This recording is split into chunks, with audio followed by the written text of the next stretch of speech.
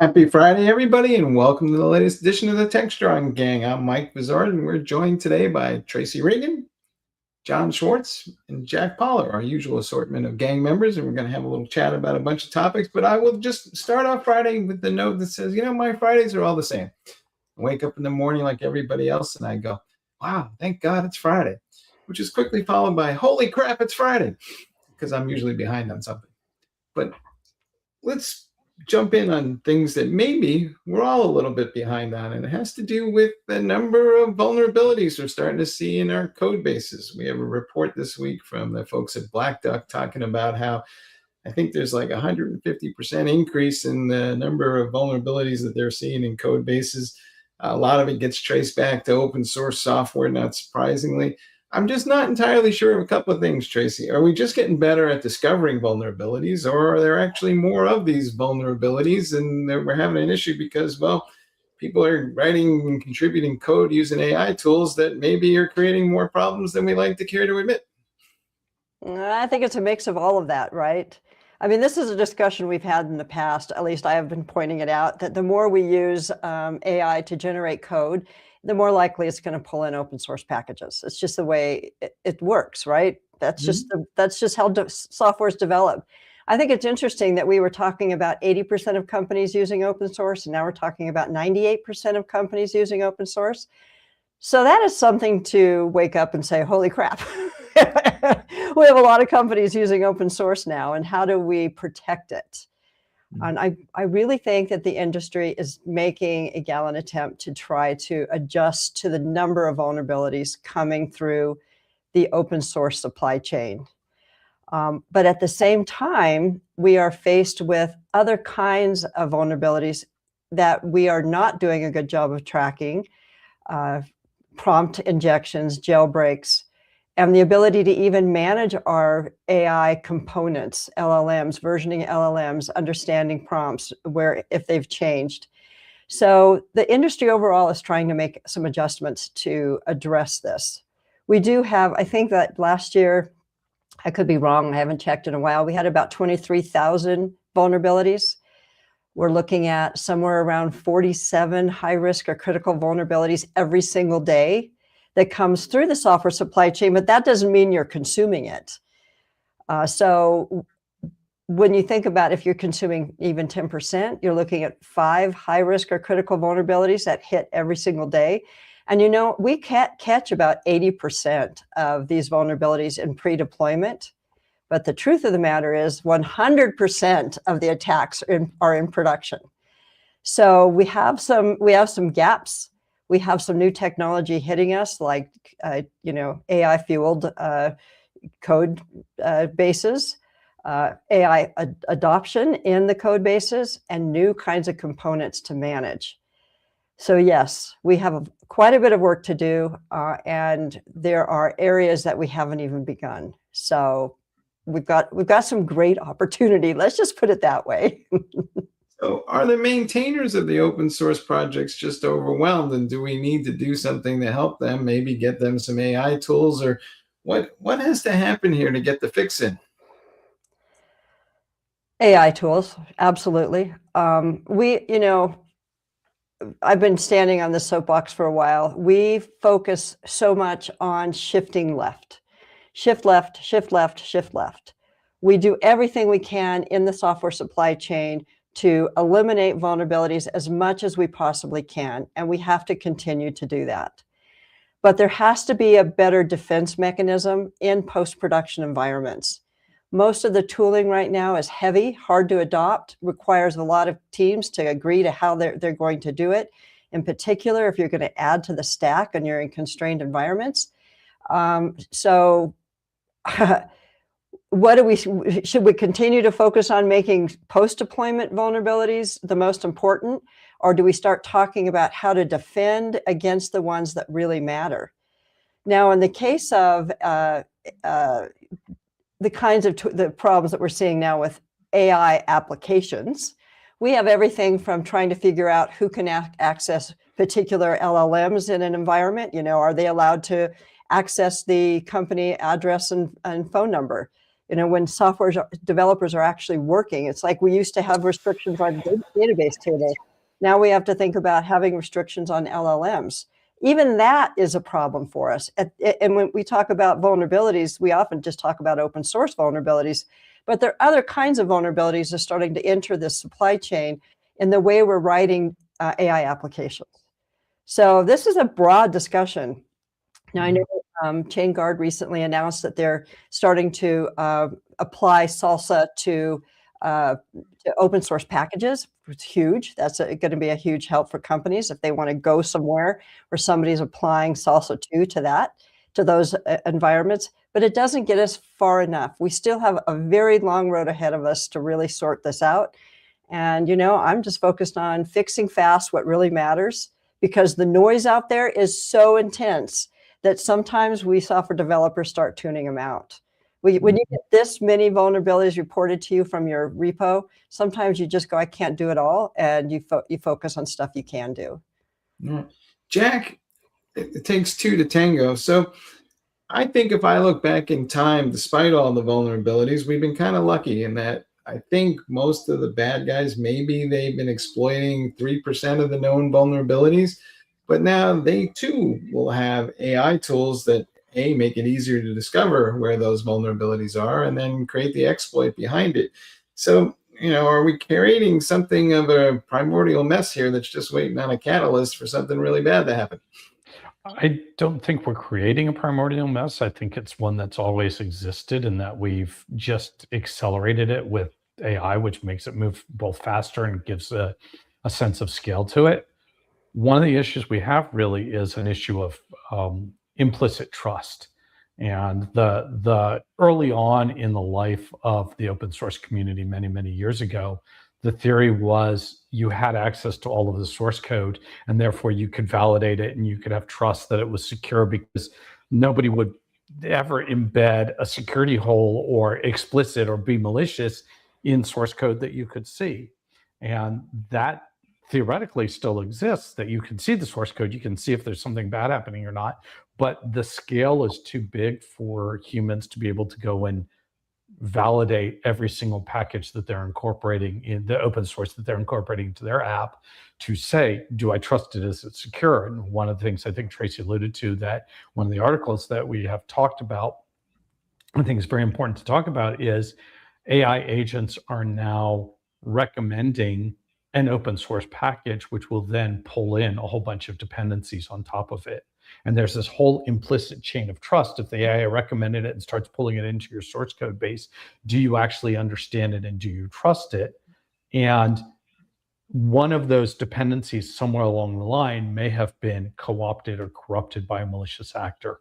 And if you don't do the due diligence to figure that out or employ a tool to do that, you've just trusted your entire security to something you've never inspected or looked at or understood what's going on. And so I think that's where the AI is coming into play here, is not so much that you're enabling the attackers explicitly to do something. It's just the scope and scale problem just gets magnified huge orders of magnitude more code that we're pulling in and doing things faster and faster without the ability to take that stop. And, I think Tracy mentioned shift left. At some point, shift left comes to stop what we're doing and validate everything that we're doing actually is using secure stuff and is secure before we go on. So Tracy, to Jack's point, and we've kind of alluded to this before, but I wonder if we're reaching a crisis point, but a lot of this stuff is just developers downloading software components from repositories, whether it's GitHub or whatever. Do we need to revisit the way we think about those repositories to make sure that we're pointing developers at things that are relatively secure? I mean, it may not ever be perfect, but right now it kind of feels too random. Well, there are already ways for us to see into those repositories, and if those open source packages or teams are making an attempt to be somewhat compliant with security, but we don't use them. The tools are out there, but it's onerous, right? There's a lot to do to make sure that we're pulling in secure packages, or to go and evaluate an open source's compliance level using tools like OpenSSF Scorecard. So we have tools that are out there. We're just not adopting them. We're not using them.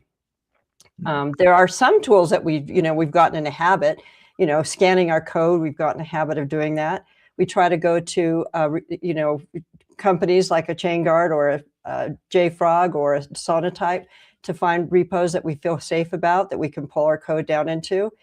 But no matter how, I keep saying, no matter how hard we work on doing this, and we find those, we collect those 80%, it's not those that are giving us, heartburn. It's the ones that we find afterwards. It's the ones that are found when your code is out there running that takes, most companies are taking at least 60. The government takes about 100 days to address them.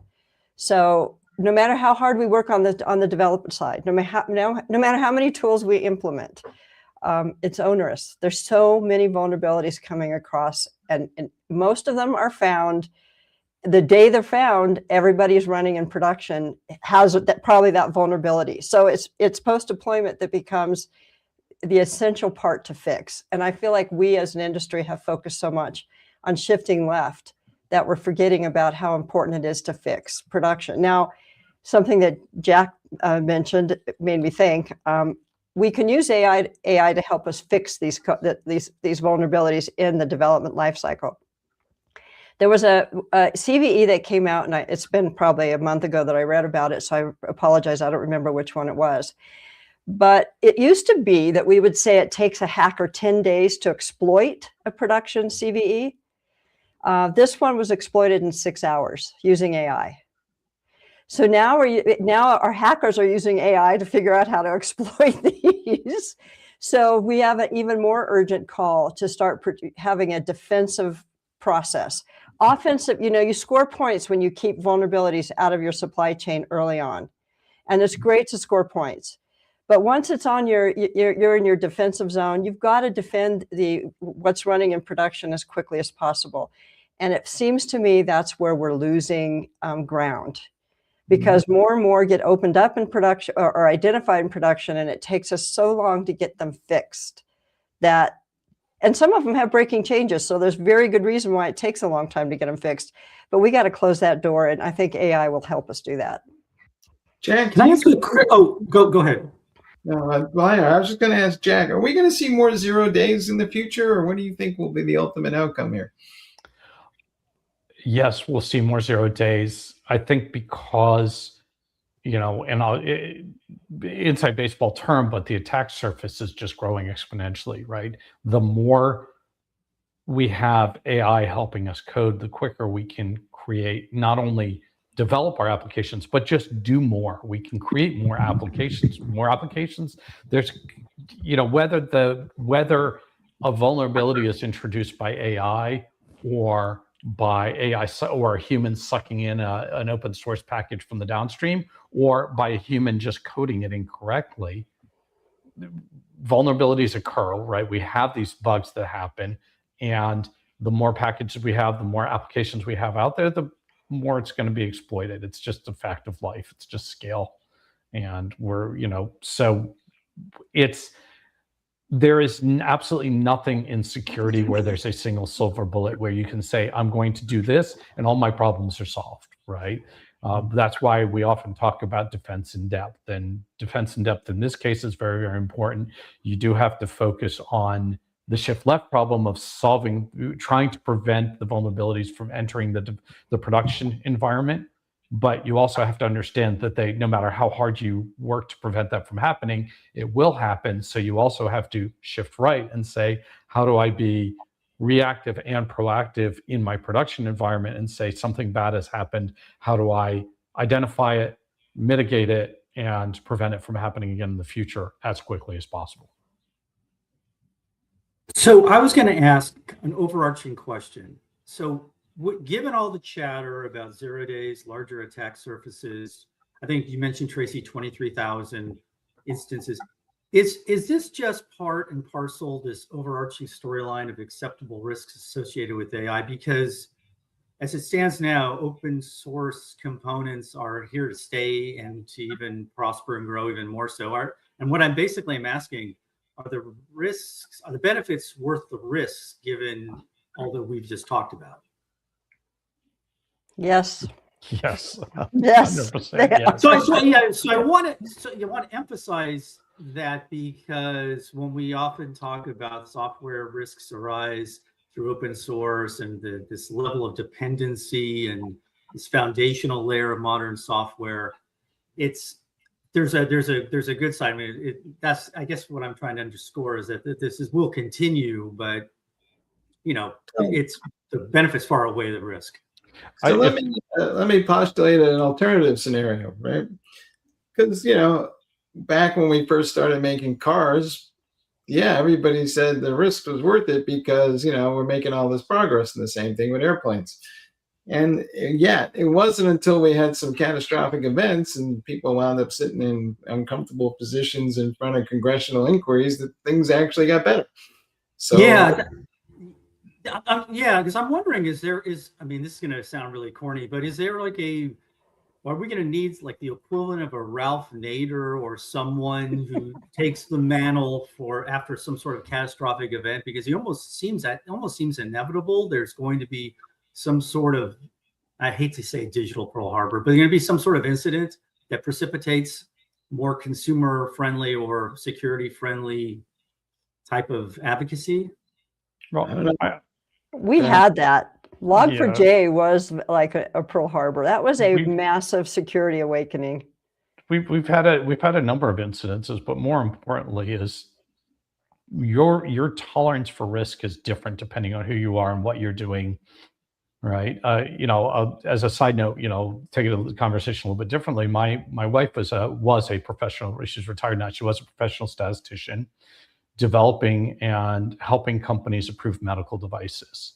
And she was always asked about, well, should we do this or not? And her position was, as a statistician, what I'm doing is helping you measure the level of risk. I can't tell you what your risk tolerance is, whether you find that acceptable or not. And a lot of, I think, what I'm talking about, maybe Tracy as well, I don't want to speak for you out of turn, but we can tell you that there is risk here in doing certain things, and there's more risk doing it this way, less risk doing it that way. If you are one type of organization, if you're a bank and you have $1 billion assets under management, and you want to be very careful about how much effort you put into protecting that and what your level of risk tolerance is. Maybe you don't find passwords acceptable because it's so easy to attack that and therefore steal that $1 billion of assets. On the other hand, if you're me and I have 17 cents in my bank account, I'm not so worried if somebody steals it. Go ahead. There's not much left to steal. So, again, it's a little bit of that. Now, when you look at, if I take that attitude and expand it to, a sort of thinking about it policy and, national policy or something else, I think it's a worthwhile discussion to have, is sort of overall, what's our level of comfort with software risk? And again, somewhat, our desire to protect our state secrets, our military secrets, our government databases and financial data, our healthcare records are much more than our desire to protect your what you liked on Instagram or Twitter, right? And so it's, do we need a national one-size-fits-all policy? I think that's very debatable. All right. Well, folks, I think we can talk about this forever, but I would just point out that, the world's more dangerous than it was even 2 months ago, and watch this space and see what happens, because there's a lot of critical infrastructure out there that's dependent upon open source software and other components that may not be nearly as secure as we hope or need. But cross your fingers and hopefully nothing bad will happen. Let's shift the gear here and continue to talk a little bit about software development. But John, reports are out that says that OpenAI is going to shift away from reliance on GitHub and build its own little internal repository for building its own software. And I can't help but wonder if this is the beginning of a larger trend.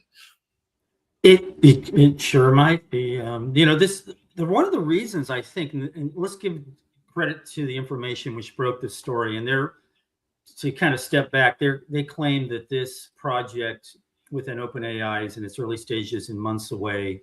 But what happened, according to this report, is that this decision by OpenAI to develop an internal alternative to GitHub was precipitated by some frequent service disruptions of GitHub that hindered OpenAI's own engineering workflows. So that has put OpenAI in this kind of interesting and unusual position of building a rival to its primary benefactor, major investor in Microsoft. It's according again to the report, because this is, I think, important to point out, OpenAI's new repository intends to go beyond AI that suggests code to AI that does work. And I'm wondering, not just beyond OpenAI fissure with perhaps with Microsoft, but other companies following suit, as you said, Mike. So it'll be interesting to see. We'll see what happens.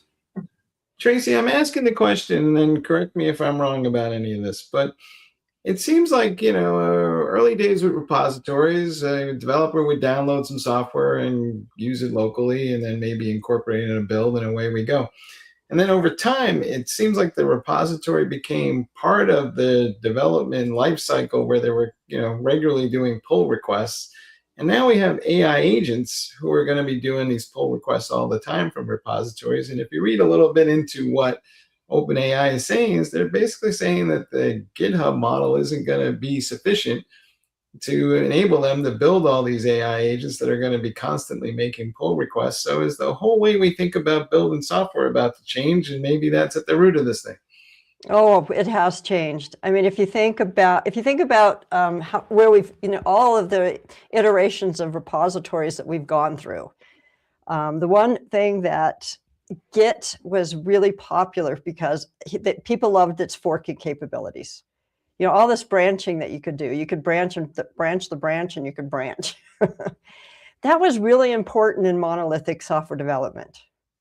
But it started to go away in microservices. You don't have to have that many forks and branches in a microservice. You have a smaller bit of code. So even at that basic level, GitHub is getting a bit long in the tooth, like many of our development tools. I say this about Jenkins all the time, and GitHub Actions and Jenkins plugins. This is ripe for disruption right now. It is ripe for disruption. It's going to take a while, though. There are still companies out there that are using other version control tools. Let's just say that. It's going to take a while for everybody to decide that they need to dump their Git repos and their Git organizations and move to another platform.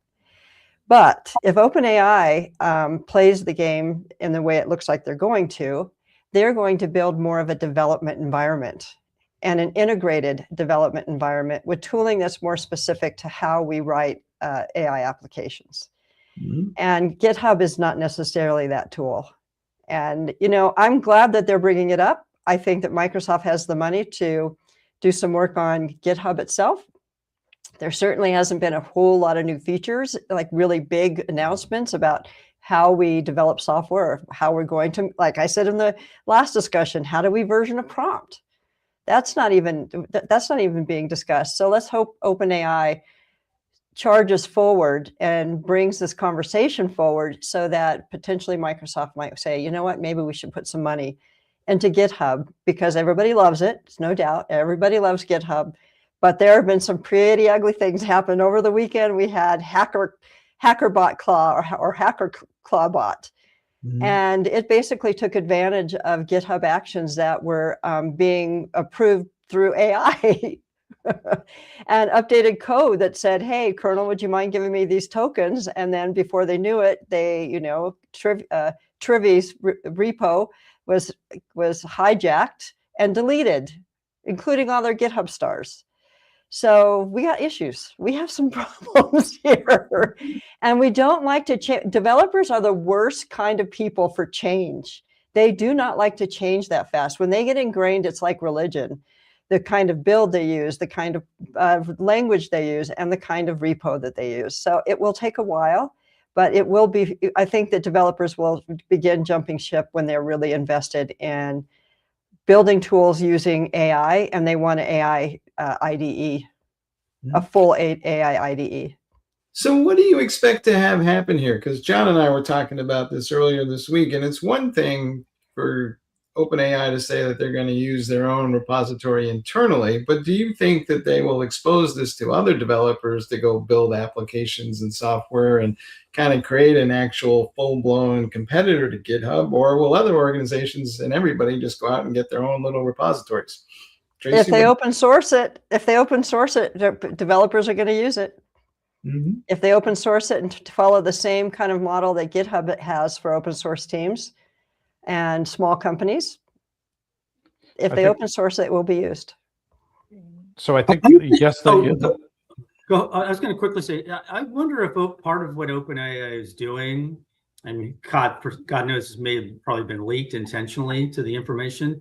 The idea is to leverage or force Microsoft's hand to address what's the problems, issues with GitHub, perhaps. I was going to go there in a slightly different way, that I think this is a very big trial balloon by OpenAI to decide if this is a product direction they want to go in. If people are receptive to this and say we need this, Tracy made the point, and I apologize, my network dropped for just a bit, so I didn't hear all of Tracy's stuff. But Tracy brought up a little bit of the history of source code repositories, and I remember I grew up in the days of CVS and Perforce. And the biggest argument there was whether or not you locked your repository and locked your files, and what happens if you locked your files and somebody else needed to make a change, and how do you unlock the file, right? And that was one of the big GitHub revolutions, is you didn't have to worry about that, or the Git revolution, right? But the one thing that OpenAI made clear was, well, two things. One is the reliability problem, and I think that was just a smokescreen for Git is made for an entirely human workflow and how a human interacts with it.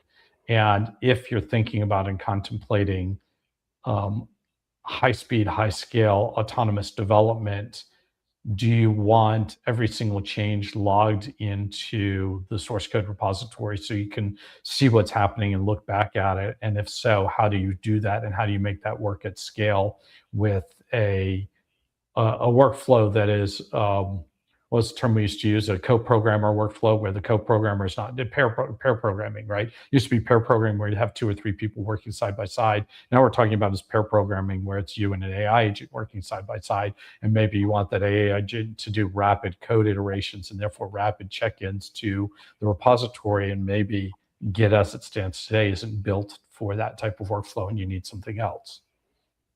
So, John, let's walk this a step further.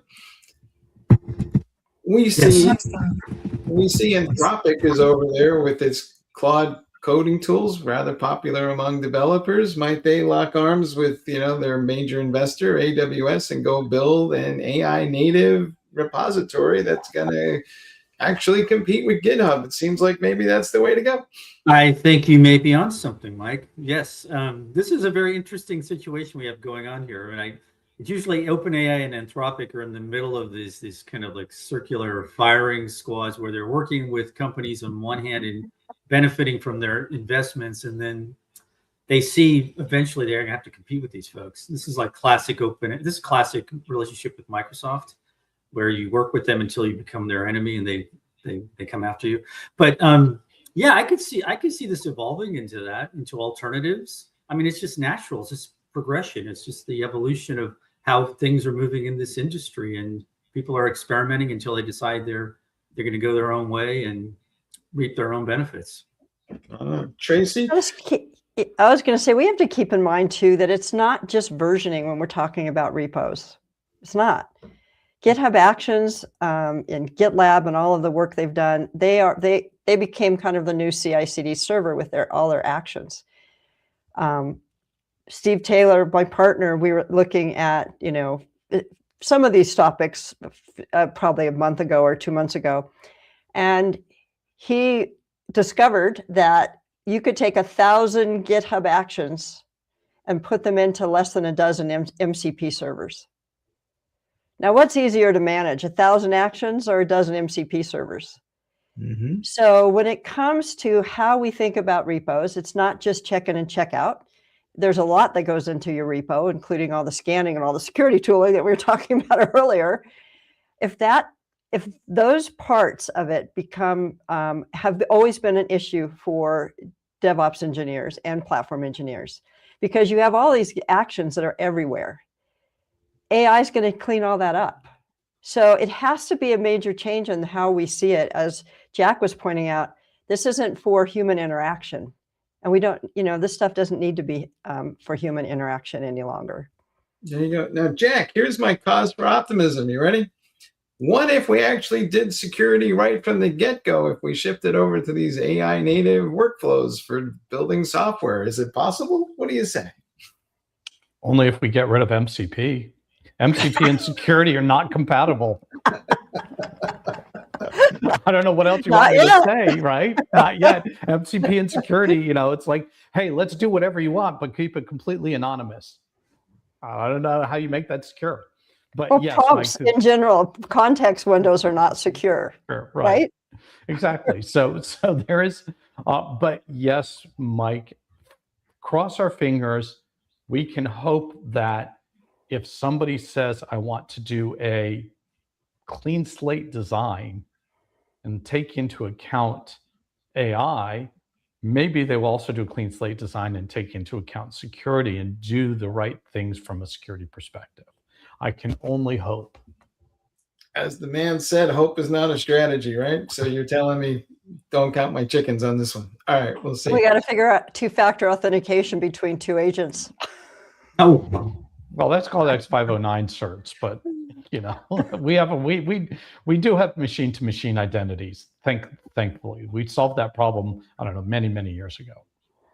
All right, I'm going to move us along to something I hope is actually hopeful, but you never know in this day and age. But we also have a report that John put together about the Tech Corps, which is kind of like the Peace Corps for technology. United States folks are out promoting the adoption of our technology for hopefully good use cases and not for evil. But Jack, what's your assessment of what's going on here in the world as we currently see it? And, to be honest, we're not the most popular people in certain quarters of the world these days. So what do you take on this whole effort, and what should folks maybe expect from it? Well, I think it's a for a start, it's a good way to maybe change the popularity.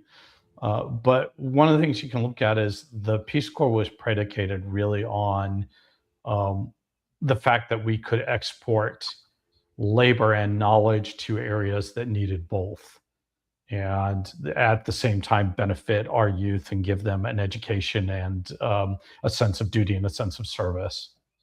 And what we're doing now is putting together they're doing now is putting together a program within the Peace Corps to do the same thing, but instead of exporting physical labor, we're exporting knowledge labor, specifically around the STEM environment,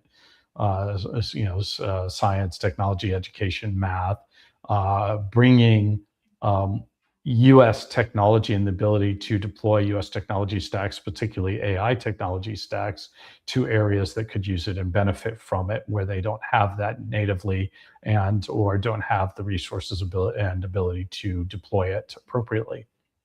I think that's a really good thing from developing the youth of our country to have more people involved in STEM training and to export that to the world. I'd like to see, science and education majors and people who are interested in that be willing to go to places that need help and do that, rather than, saying, hey, I can go dig ditches in the middle of some place that needs, mechanical labor, human labor. I don't think that's really a good way to improve our own youth as they're growing up. And then I think there is a strategic component here, which is the exporting of U.S. technology and helping people understand and leverage that technology and sort of embed that in. And, in one sense, it's the old, if everybody remembers DEC, Digital Equipment Corp, and then Apple did this as well, is giving away free computers to universities so that everybody learns on that computer and then wants to use that in their professional life going forward, right? That was a classic strategy from Digital Equipment, from DEC. It was a classic Steve Jobs move. Let me give computers free. Everybody who was in the university or in the high schools used that. I mean, Google's done that as well with the Chromebooks for grade school kids. And so I think that helps cement the U.S. in lots of different places. Right. John, you wrote this story, and in the story you noted that the Chinese are out promoting their approach as well. So is this becoming a battle to win the hearts and minds? I think you're exactly right. Yeah. So when this first started, I think the program started under JFK, and it was run by his brother-in-law, Sergeant Shriver, 1961. And it was basically projects in agriculture, education, spread of goodwill. But in a sense, I almost feel as if there's a political aspect to this. I'm not going to hit that aspect too hard, but yeah, there's concern about China and about DeepSeek and Qwen 3. They have become preferred tools in the developing world. So this is a nod to that, and it does for me a little bit slightly. I want to be very positive about this, but I want to also point out that the traditional mission of Peace Corps was neutrality. And I think I'm going to say the mission was to promote world peace and friendship through community-based developments, etc. But I also think there's a political element to this, and it always is with tech and this administration. And I think it has as much to do with planting seeds, so to speak, in a kind of a counter move to what China's doing. So I do think it's motivated that way, and I do think it's a vehicle to help the U.S. companies in the long run. So sure, there's that element. I'm not going to ignore that. All right. Tracy, we have seen a lot of our friends out of work. Is this an opportunity maybe to take some of those folks, and not just the young folks who come out of college, but maybe older folks, and have them join the AI Tech Corps and help promote and ship some of our technology around the world? But is this some way to start using those folks if we can't find a way to employ them somewhere else? Okay, so I hate to say this, but in some way I feel this is a bit naive. Most of us don't even, most really good technologists don't really understand where we're going with AI right now, or how to really implement it. So, and what I understood was that the goal was kind of 3 sectors: agriculture, healthcare, and education. I may be wrong, but that's, I believe, John, what your article indicated. Yeah. So those areas certainly could use the help, but how? How are they going? What kind of diplomacy are they taking? Are they going to try to rewrite healthcare? Are they going into low, organizations that are not funded, that may be good startups that are addressing AI and healthcare and agriculture and education? So I'm struggling with seeing how it will be implemented, and the people who are being pushed out there as these diplomats, so to speak, how skilled are they? Are they going to be coming right out of college? And most of the really good AI students are getting picked up. They don't have problems right now with jobs. So I'm feeling a little confused about yeah, your confusion is well grounded, because there was a little, like a lot of these programs or plans, it's kind of light on the details, right? We don't know that in terms of logistics. It's like everything else that has been going on of late is like, it's just really hard to track who'll do what, and when they're going to do it, and what specifically are they going to bring to these countries. So it's just I think it's a concept. I hate to, but it's a noble concept. I think. I hope it is. But we'll see. It might even just dissolve and disintegrate for all we know. I mean, there's we have history that shows that this can work. But it's not been in this technical of an area, right? Like Teach for America. Teach for America brought a lot of new teachers into the fold. So it can potentially work. I'm wondering who these highly skilled folks are going to be. Yeah, I mean, so full disclosure, I mean, before I married my wife, she was thinking of going to Kenya to help build water wells. And that was kind of the type of projects they did. This was in Kenya. And it's a quantum leap, as you said, to go from education, healthcare, agriculture to something as diffuse and as complicated as this. So there is a reason for pause. Yes. And have you met a developer? I mean, they probably wouldn't go to Kenya and dig wells. I mean, come on. They're usually, This is like idealistic college competitive. students. Yeah, they're, Yeah. Jack, they're is this hockey players. Yeah. Jack, is this a good idea, but maybe we should change who's responsible for it? Does it really belong to something like the United Nations so we can maybe take a little of the politics out of this thing, whether it's China or the US or wherever? Let's find somebody maybe more neutral. I don't think there's any neutrality in any of this. So you're tickling the cynic in me. Come on. The UN is not neutral either. So we'll just dispense with that and go to that.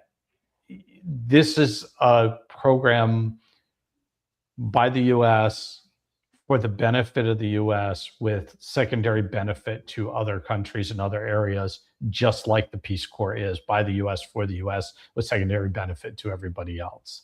And the Peace Corps was in the midst of a Cold War too. So we were, hearts and minds. I mean, it was very much the same thing. It was very much political. It was very much about exporting, God, country, the American flag, the peace, the ideals of democracy in areas that weren't established yet.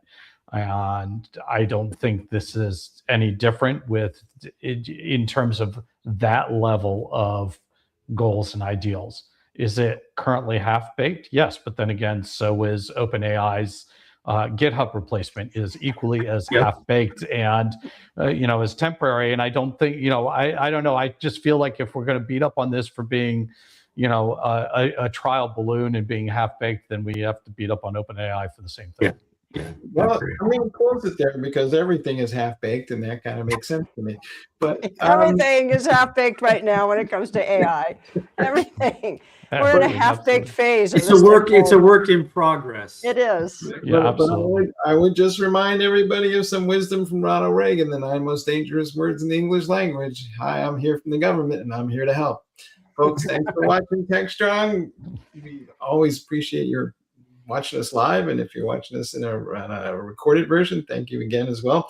Please stay tuned for the rest of the Techstrong TV lineup, which has also been played earlier today, but we've got a whole second rendition of it coming up right behind this. And happy Friday and have a great weekend.